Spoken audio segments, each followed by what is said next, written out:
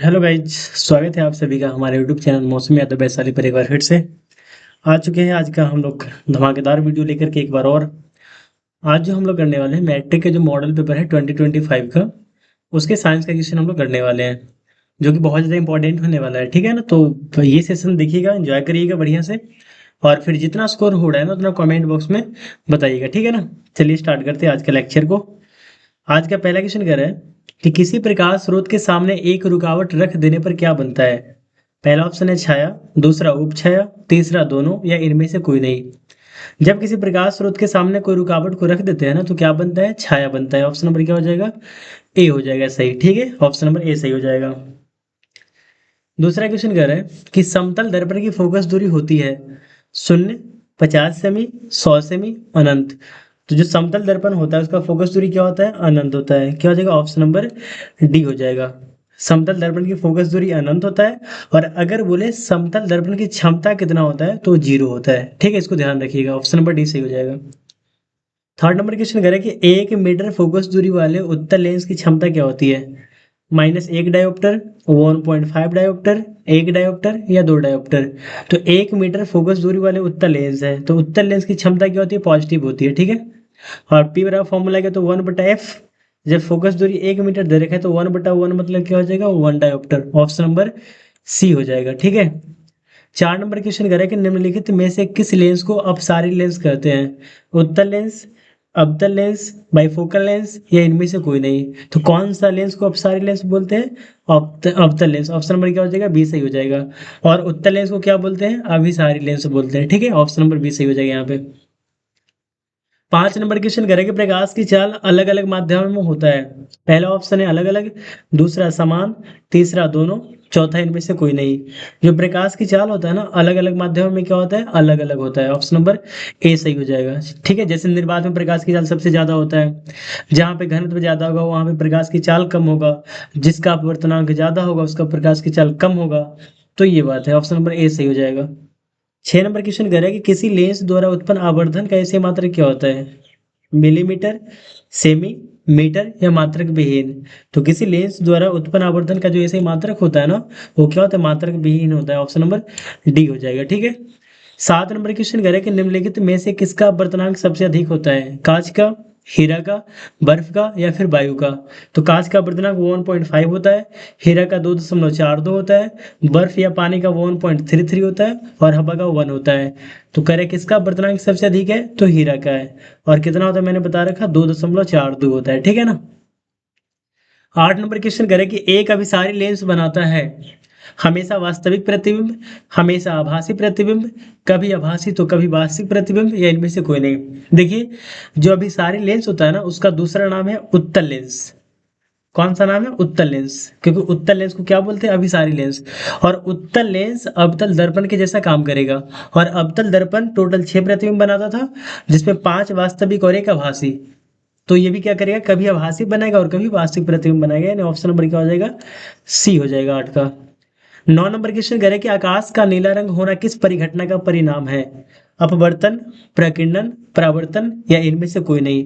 जो आकाश का नीला रंग है ना वो किसके कारण होता है, प्रकाश के प्रकीर्णन के कारण। ऑप्शन नंबर बी हो जाएगा। और तारों का टिमटिमाना वायुमंडलीय अपवर्तन के कारण हो जाएगा। ऑप्शन नंबर ए सही हो जाएगा। ठीक है, उस केस में यहाँ पे ऑप्शन नंबर बी सही हो जाएगा। 10 नंबर क्वेश्चन कह रहा है कि प्रकाश का प्राथमिक रंग कौन सा है। लाल, नीला, हरा, या इनमें से सभी। तो प्रकाश का जो प्राथमिक रंग है ना कौन सा है, इनमें से सभी। ऑप्शन नंबर डी हो जाएगा। क्या हो जाएगा, ऑप्शन नंबर डी हो जाएगा। जो प्राइमरी कलर होता है ना उसका एक ट्रिक है, निहला। निहला, नीला, हरा, लाल, ये तीनों क्या होता है, प्राथमिक कलर होता है। ठीक है, 11 नंबर क्वेश्चन करें कि बृहद संख्या में प्रकाश सुग्राही कोशिकाएं कहाँ होती है। कॉर्निया में, पुतली में, रेटिना में, या इनमें से कोई नहीं।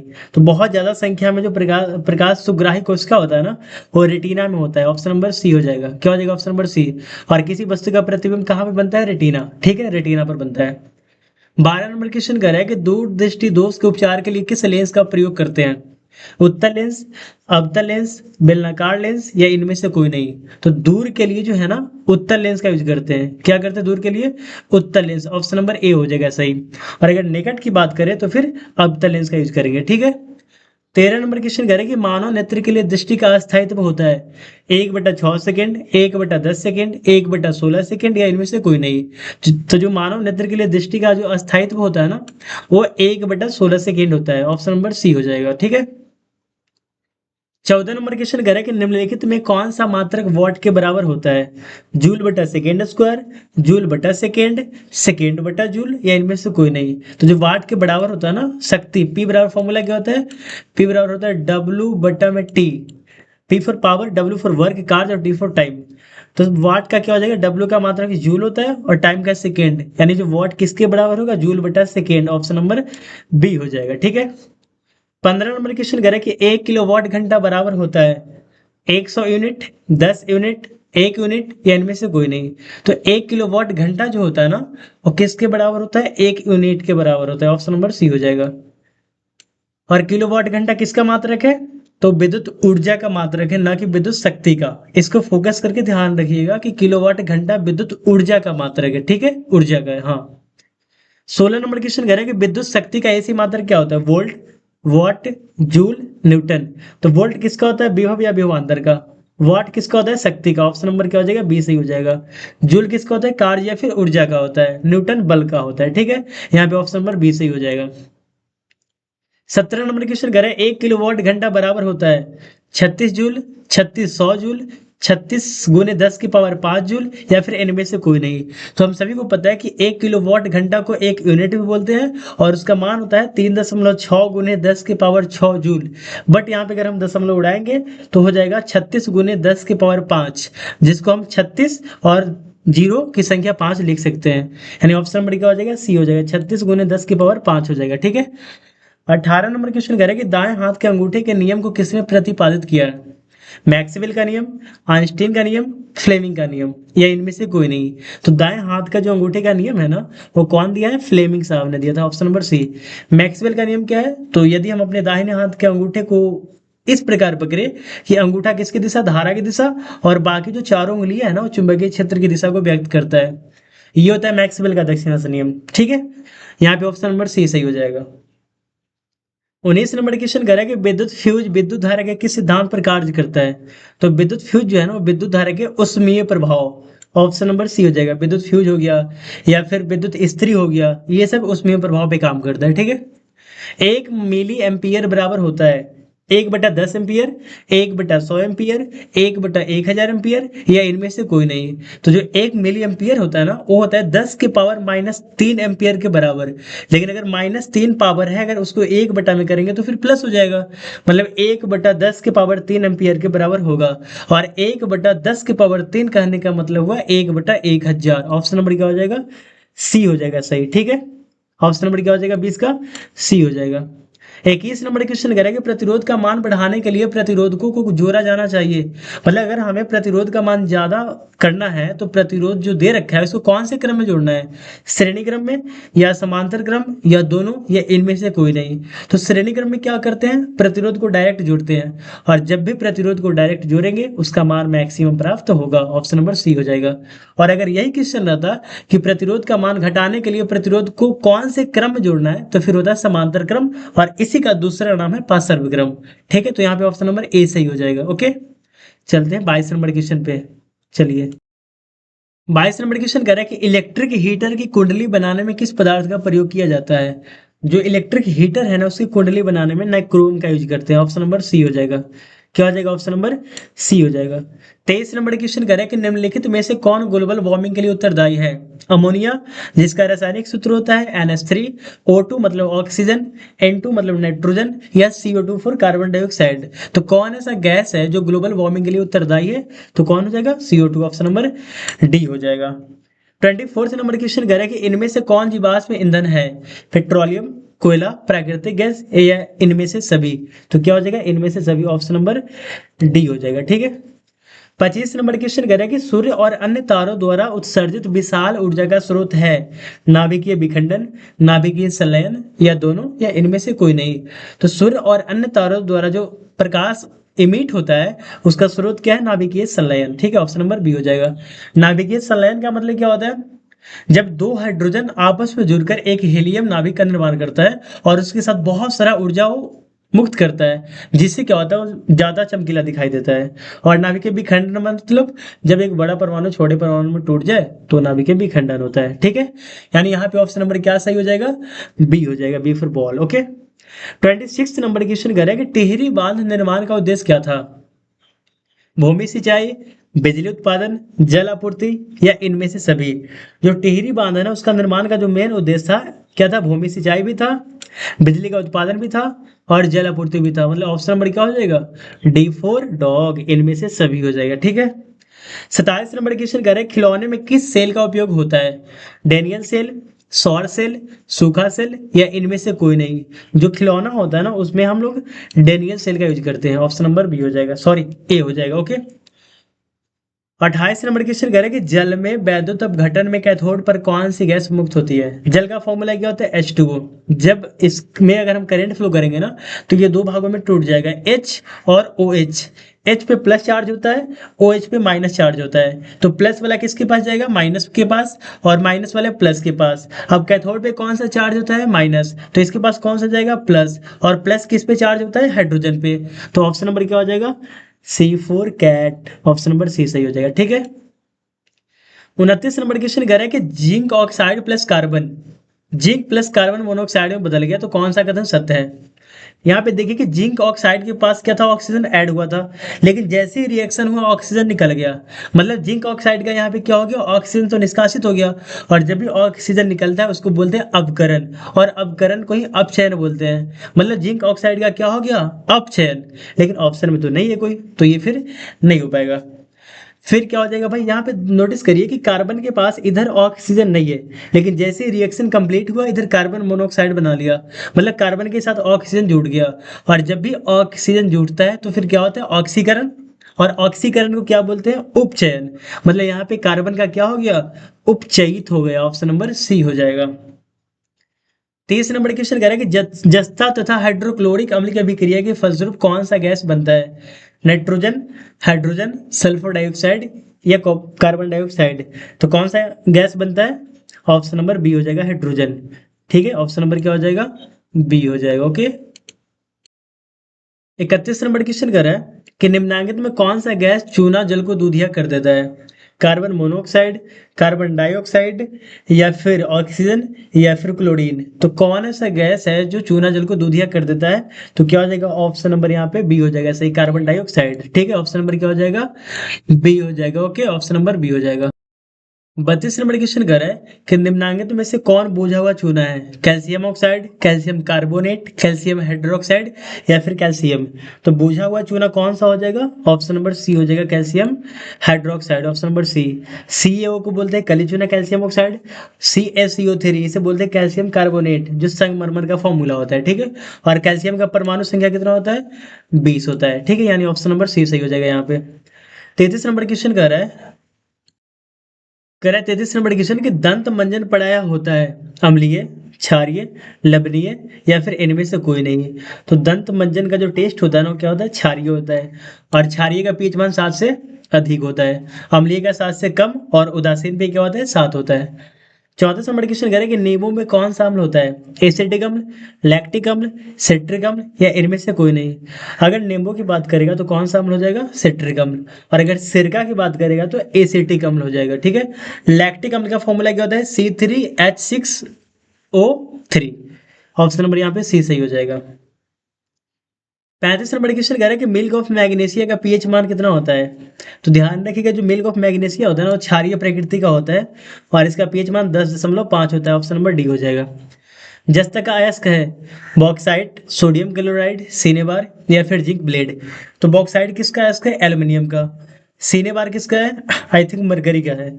और जस्ता का जो अयस्क होगा ना वो जिंक ब्लेड हो जाएगा। ऑप्शन नंबर डी हो जाएगा। ठीक है, 37 नंबर क्वेश्चन कर रहा है कि धातु जो सिर्फ अम्लराज में घुलता है वह कौन सा है। फेरस, कॉपर, सोना, या फिर एल्यूमिनियम।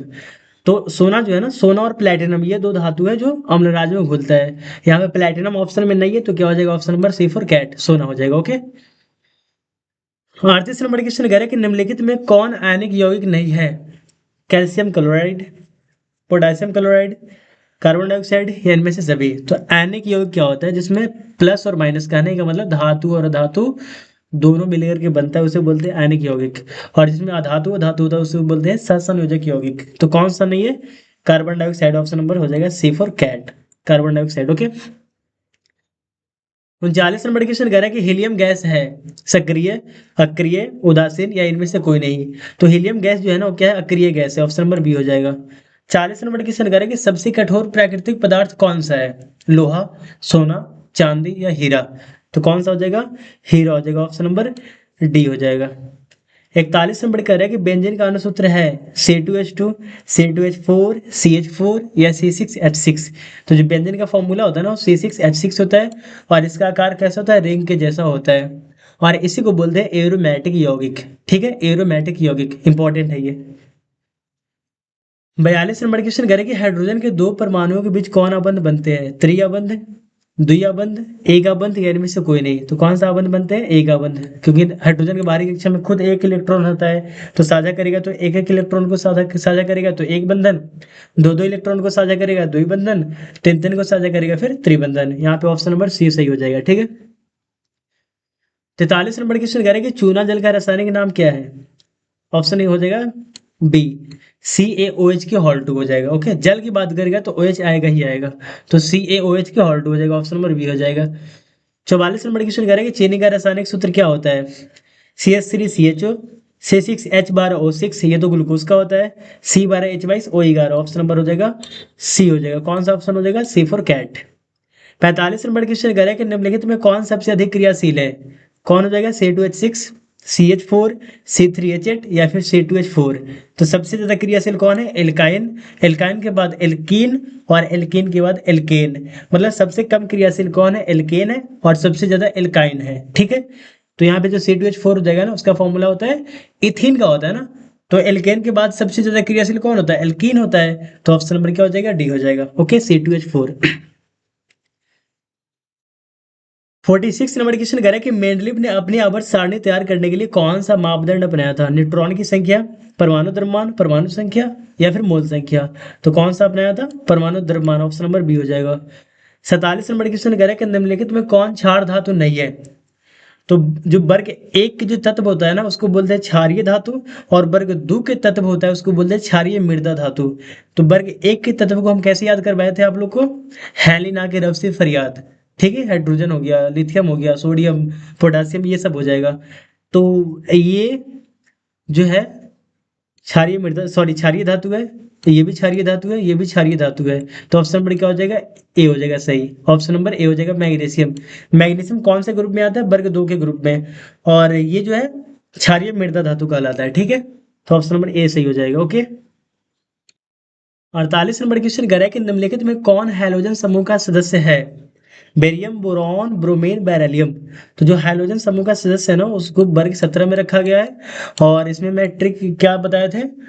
तो फुफ्फा कैलिब्रेट इबली आटा ने ये बताया था, यानी फ्लोरीन, क्लोरीन, ब्रोमीन, आयोडीन। तो एक मिला ब्रोमीन, तो ऑप्शन नंबर क्या हो जाएगा? सी हो जाएगा। और एक ये भी ध्यान रखिएगा कि वह कौन सा धातु है जो कमरे के ताप पर द्रव अवस्था में होता है। तो अधातु की बात करेगा तो ब्रोमीन, और धातु की बात करेगा तो फिर हो जाएगा पारा। ठीक है, यहाँ पे ऑप्शन नंबर सी हो जाएगा। 49 नंबर क्वेश्चन करेंगे, जिंक का परमाणु संख्या कौन है? 27 है या 28 है या 29 है या 30 है। तो जिंक का परमाणु संख्या कौन होता है? 30 होता है। Option number 30। और कोबाल्ट का 27, निकेल का 28 और कॉपर का 29, और जिंक का कितना होता है? 30 होता है। और एक लोहा का बता दीजिए, लोहा का कितना होता है? 26 होता है। 50 नंबर क्वेश्चन कह रहे हैं कि निम्नलिखित में कौन विद्युत ऋणात्मक होते हैं? अधातु, धातु, मिश्र धातु या इनमें से कोई नहीं। तो अधातु क्या होता है? विद्युत ऋणात्मक होता है, और धातु विद्युत धनात्मक होता है। 51 नंबर क्वेश्चन कह रहे हैं कि राजस्थान के किस ग्राम में चिपको आंदोलन के क्रम में महिलाओं ने जान दी थी? मतलब जो है कि जो राजस्थान में एक जगह है खेजरी, वहां पे चिपको आंदोलन पेड़ को बचाने के लिए हुआ था, और बहुत सारे जो है ना मतलब लगभग 363 के आसपास महिलाओं ने अपना जान गंवा दिया था इसको बचाने के लिए। तो कौन सा जगह था? खेजरी। ऑप्शन नंबर बी हो जाएगा। 52 नंबर क्वेश्चन कह रहा है कि निम्नलिखित में किसके कारण पर्यावरण में संतुलन बिगड़ जाता है? वनरोपण, बढ़ती मानव जनसंख्या, अधिक हरे पौधे का उगना या फिर जैव विविधता। तो किसके कारण पर्यावरण में संतुलन बिगड़ जाता है? मानव जनसंख्या के बढ़ने के कारण। ऑप्शन नंबर क्या हो जाएगा? बी हो जाएगा। 53 नंबर क्वेश्चन कह रहा है कि पर्यावरण को प्रदूषण से बचाने के लिए सबसे अच्छा तरीका कौन सा है? वस्तु का पुनर्चलन, वस्तु का पुनरुपयोग, वस्तु के उपयोग में कमी, या फिर इनमें से सभी। तो कौन सा हो जाएगा? डी फॉर डॉग, इनमें से सभी। सौर सेल में किसका उपयोग होता है? सिलिकॉन का, ऑप्शन नंबर सी हो जाएगा। और सिलिकॉन का परमाणु संख्या कितना होता है? 14, 14 होता है, ठीक है। 55 नंबर कह रहा है कि निम्नांकित में कौन मुख्यतः बायोगैस है? C2H6, CH4, C4H10 या हाइड्रोजन। तो जो बायोगैस की अगर बात करेगा ना तो होता है मीथेन, CH4। और मीथेन का दूसरा नाम क्या होता है? मार्स गैस होता है, ठीक है। 56 नंबर क्वेश्चन कर रहा है कि मनुष्य के दांत की सबसे ऊपरी परत कौन सा होता है? अस्थि, मज्जा, गुहा, या फिर इनामेल। क्या हो जाएगा? ऑप्शन नंबर सी हो जाएगा, इनामेल हो जाएगा। और सबसे कठोर पदार्थ होता है बॉडी का इनामेल। अगला क्वेश्चन 57 नंबर का है कि जठर ग्रंथि पाई जाती है यकृत में, आंख में, अमाशय में, या अग्नाशय में। तो जठर ग्रंथि से कौन सा रस निकलता है? जठर रस। और यह कहाँ पे पाया जाता है? अमाशय, ऑप्शन नंबर सी हो जाएगा। 58 नंबर क्वेश्चन कह रहा है कि निम्न में कौन वसा के पाचन में सहायक होता है? कौन होता है? लाइपेज, माल्टेज, टाइलिन, या इनमें से कोई नहीं। जो वसा के पाचन में जो सहायक होता है ना वो होता है लाइपेज, ऑप्शन नंबर ए हो जाएगा।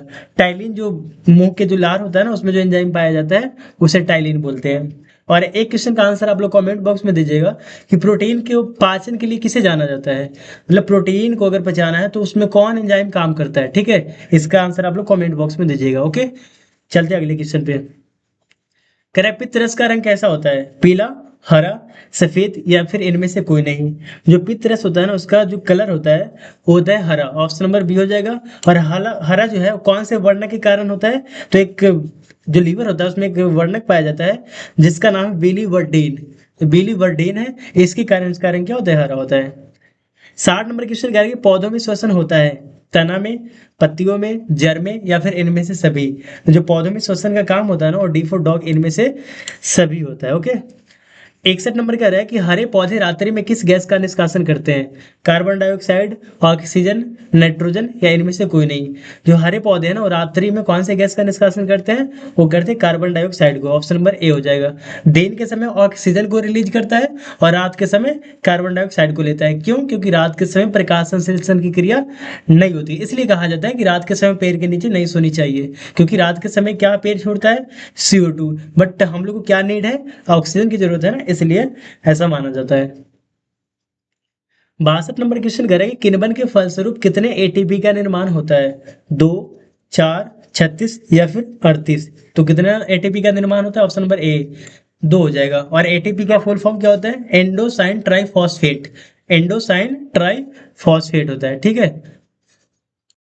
यहाँ पे क्या हो जाएगा सही? Option number A for apple, A सही हो जाएगा, ओके। 63 नंबर कह रहा है कि सामान्य डायस्टोलिक रक्तदाब कितना होता है? 80 millimetre HG, 120 millimetre HG, 100 millimetre HG, या फिर 130 मिलीमीटर HG। जो सामान्य डायस्टोलिक प्रेशर होता है ना वो होता है 80 मिलीमीटर HG, ऑप्शन नंबर ए हो जाएगा। लेकिन अगर सिस्टोलिक की बात करता है तो फिर वो होता है 120, ओके। ये बताइए कि रक्तदाब, जो रक्तदाब होता है ब्लड प्रेशर, उसको क्या चीज से मापा जाता है? एक यंत्र होता है जिसका नाम है अस्फिग्मो मैनोमीटर। क्या नाम है? अस्फिग्मो मैनोमीटर। उसी से ब्लड प्रेशर को मापा जाता है, ठीक है। यहाँ पे ऑप्शन नंबर ए सही हो जाएगा। 64 नंबर क्वेश्चन कह रहा है कि पौधों में बाष्पोत्सर्जन किस अंग में होता है? तना में, पत्ती में, फूल में, या फिर इनमें से सभी। तो जो बाष्पोत्सर्जन का काम होता है ना वो कहाँ पे होता है? पत्ती में। क्योंकि खाना कहाँ पे बनता है? पत्ती में ही तो बनता है ना। पत्ती में क्लोरोफिल पाया जाता है और खाना वहीं पे बनता है। तो पत्ती में जो एक छिद्र होता है जिसको बोलते हैं अस्टोमाटा, उसी के जरिए क्या होता है? बाष्पोत्सर्जन होता है, ठीक है। तो option number B for ball यहाँ पे सही हो जाएगा। 65 नंबर क्वेश्चन कह रहा है कि अस्थि क्या है? पदार्थ है, कोशिका है, उत्तक है, या इनमें से सभी। सॉरी, इनमें से कोई नहीं। तो अस्थि क्या है? एक प्रकार का उत्तक होता है। उत्तक किसे बोलते हैं? जो कोशिकाओं के समूह होता है ना उसे उत्तक बोलते हैं, ओके। ऑप्शन नंबर सी सही हो जाएगा। 66 नंबर क्वेश्चन कह रहा है कि पादप में अवशिष्ट संचित कर रहते हैं। मतलब पादप में जो भी अशुद्ध पदार्थ होता है ना वो कहाँ पे जमा रहते हैं? छाल में, पत्तियों में, कोशिकीय रिक्तिकाओं में, या फिर इनमें से सभी। तो छाल में भी रहता है, पत्तियों में भी रहता है, और कोशिकीय रिक्तिकाओं में भी रहता है। मतलब डी फॉर डॉग हो जाएगा, इनमें से सभी आंसर हो जाएगा, ठीक है। 67 नंबर क्वेश्चन कह रहा है कि वृक्क के संरचनात्मक एवं क्रियात्मक इकाई को क्या कहते हैं? मूत्रवाहिनी, ग्लोमेरुलस, नेफ्रॉन, या इनमें से कोई नहीं। तो अगर वृक्क की बात करेगा तो फिर क्या हो जाएगा? नेफ्रॉन हो जाएगा, ऑप्शन नंबर सी हो जाएगा। बट अगर यही अगर तंत्रिका तंत्र की बात करता है तो फिर क्या हो जाता है, न्यूरॉन हो जाता है। ठीक है, ऑप्शन नंबर सी हो जाएगा सही। 68 नंबर क्वेश्चन कह रहा है कि पौधे के उत्सर्जी पदार्थ है टैनिन, रेजिन, गोंद या इनमें से सभी। तो टैनिन भी है, रेजिन भी है और गोंद भी है, तो इनमें से सभी हो जाएगा। Option number D for dog, इनमें से सभी हो जाएगा। 69 नंबर क्वेश्चन कह रहा है कि स्मरण शक्ति का मुख्य केंद्र कौन सा है, सेरिब्रल पेंडकल, डाइनसेफ्लॉन, सेरिब्रम या इनमें से कोई नहीं। तो स्मरण शक्ति का जो मुख्य केंद्र होता है ना, वो सेरिब्रम को कहा जाता है। ऑप्शन नंबर सी हो जाएगा। और सेरिब्रम किसका भाग है, तो अग्र मस्तिष्क का भाग है, मतलब जो आगे वाला मस्तिष्क होता है ना, उसका भाग है। सभी को पता होनी चाहिए कि मस्तिष्क के कितने भाग होते हैं, 3 भाग होते हैं। ओके, ऑप्शन नंबर सी हो जाएगा सही यहाँ पे। 70 नंबर क्वेश्चन कह रहे हैं कि जर का अधोगामी जो वृद्धि कहलाता है, क्या कहलाता है, जलानुवर्तन, प्रकाशानुवर्तन, रसायनानुवर्तन या फिर गुरुत्वानुवर्तन। ऑप्शन नंबर क्या हो जाएगा 70 का, डी हो जाएगा, गुरुत्वानुवर्तन। 71 नंबर क्वेश्चन कह रहे हैं कि एस्ट्रोजन कहाँ से स्रावित होता है, तो ये होता है अंडाशय से। कहाँ से होता है, अंडाशय से। 72 नंबर क्वेश्चन कह रहा है कि स्वपरागण निम्न में किन पौधों में होता है, एक लिंगी, उभयलिंगी या फिर दोनों या इनमें से कोई नहीं। तो कौन से में होता है भाई, उभयलिंगी होता है। Option number B for ball हो जाएगा। 73 नंबर क्वेश्चन कह रहे हैं गर्भाशय के किस भाग में भ्रूण विकसित होता है, एंडोमेट्रियम, फंडस, योनि या इनमें से कोई नहीं। तो ऑप्शन नंबर ए सही हो जाएगा। निम्न में से कौन सा भाग केवल पुरुष जननांग में पाया जाता है, लेबिया माइनोरा, फैलोपियन ट्यूब, शुक्रवाहिका या इनमें से कोई नहीं। जो पुरुष जननांग का जो भाग है ना, कौन है, शुक्रवाहिका। ऑप्शन नंबर सी हो जाएगा। 75 नंबर क्वेश्चन कह रहा है कि आनुवंशिकता का पिता किसे कहा जाता है, यूरे को, मेंडल को, डार्विन को या इनमें से कोई नहीं। जो आनुवंशिकता का पिता है ना, वो किसे कहा जाता है, ग्रेगर जॉन मेंडल को। और ये कौन से पौधे पे सबसे पहले अपना प्रयोग किया था, तो मटर के पौधे। और मटर के पौधे का जो साइंटिफिक नेम होता है ना, वो क्या है, तो पाइसम सटाइवम। क्या है, पाइसम सटाइवम। ठीक है, ऑप्शन नंबर यहाँ पे बी सही हो जाएगा। 76 नंबर क्वेश्चन कह रहा है कि मेंडल किस देश में ईसाइयों के एक मठ के पादरी थे, फ्रांस, ऑस्ट्रेलिया, ऑस्ट्रेलिया या इंग्लैंड। ऑप्शन नंबर बी हो जाएगा, ऑस्ट्रेलिया। क्या हो जाएगा, option number B for ball. ठीक है। 77 नंबर क्वेश्चन कह रहा है कि इनमें कौन वर्गीकरण के सबसे ऊपरी पायदान पर अवस्थित होता है, वंश, गण, वर्ग या जगत। तो कौन हो जाएगा, जगत। ऑप्शन नंबर डी हो जाएगा, जिसको बोलते हैं किंगडम। 78 नंबर क्वेश्चन कह रहा है कि मांसाहारी जीवों को कहाँ कहा जाता है, प्राथमिक उपभोक्ता, द्वितीयक उपभोक्ता, तृतीयक या फिर और वह दोनों। जो मांसाहारी जीव होता है ना, उसको कौन से कहा जाता है, द्वितीयक उपभोक्ता। ऑप्शन नंबर हो जाएगा बी फॉर बॉल हो जाएगा। 79 नंबर क्वेश्चन, वायुमंडल में CO2 की मात्रा कितना होता है, 0.3%, 0.003%, 0.03% या इनमें से कोई नहीं। कौन हो जाएगा ऑप्शन, कौन हो जाएगा, option number C for cat हो जाएगा, 0.03%। वायुमंडल में सबसे ज्यादा कौन से गैस की मात्रा होता है, नाइट्रोजन का 78%, उसके बाद ऑक्सीजन का 21%। ठीक है। और आज का लास्ट क्वेश्चन, आवर्त सारणी में आवर्तों की संख्या कितना है, 18, 7, दोनों या इनमें से कोई नहीं। अगर आवर्तों की संख्या बोलेगा तो 7 हो जाएगा, और वर्गों की संख्या बोलेगा तो 18 हो जाएगा। यानी यहाँ पे ऑप्शन नंबर बी सही हो जाएगा। ठीक है। और बस बताइएगा कि आज का सेशन कैसा रहा, ज़्यादा से ज़्यादा शेयर करिएगा, सब्सक्राइब, लाइक, शेयर करिएगा। और बस ऐसे ही प्यार, सपोर्ट और कमेंट भी करिएगा कि आज का सेशन कैसा रहा फिर। Okay, love you, take care, bye bye, Jai Hind.